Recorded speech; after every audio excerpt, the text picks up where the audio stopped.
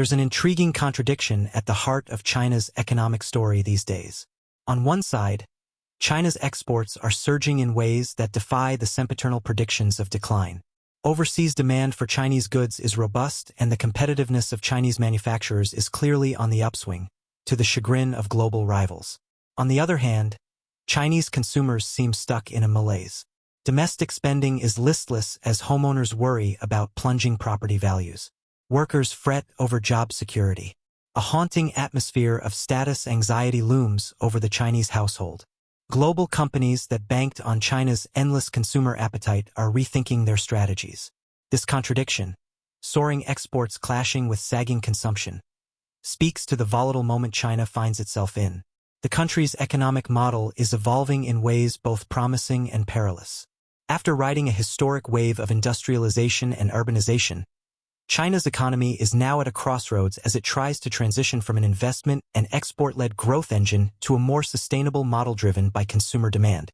The latest Bloomberg survey of economists captures this contradiction with some nuance. On the sunny side, forecasters raised their expectations for China's export growth this year to a healthy 4.3% rise compared to 2022. This reflects surprisingly strong trade data the last 2 months as Chinese exporters defy the global economic headwinds.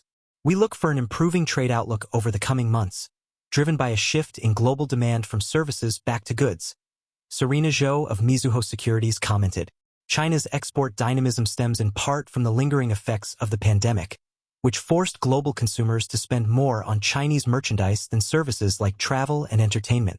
But it also highlights the enduring competitiveness of Chinese producers in crucial sectors like electronics, machinery, and apparel.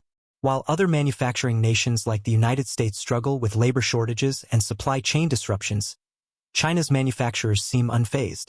However, this export renaissance doesn't sync with the gloomy data on Chinese consumer spending and inflation expectations.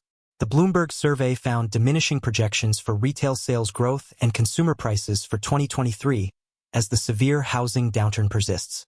Far from the inexorable consumer boom long foreseen by economists, Chinese households seem to be tightening their belts. Strains in the job market are still weighing on consumer spending, Erica Tay of Maybank Investment Banking observed. Even as the advanced manufacturing sectors are winning global market share, their gains can only go so far in offsetting the drag to GDP growth from sluggish consumption. Property market woes are at the heart of the consumption slump. As home values fall amid a historic housing bust, indebted Chinese households are reluctant to spend amid fears over their negative wealth effect. Youth unemployment is also spiking as the once voracious real estate sector stops hiring. It's a grim picture for a country that hoped to lean more on consumer-led growth.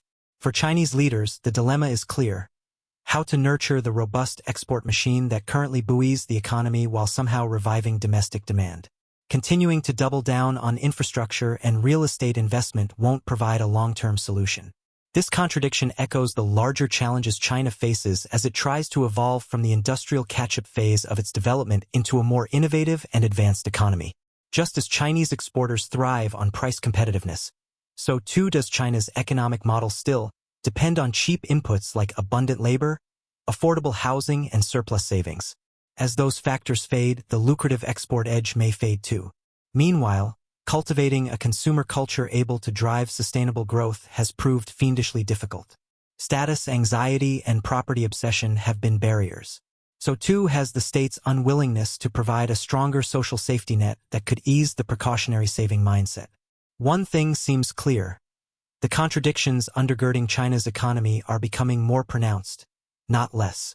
The collision between an ebullient export sector and a repressed consumer realm captures the crosscurrents and uneven progress of the economic opening launched over 40 years ago. In trying to navigate this divide, Chinese policymakers may find their latest economic overhaul to be the toughest one yet.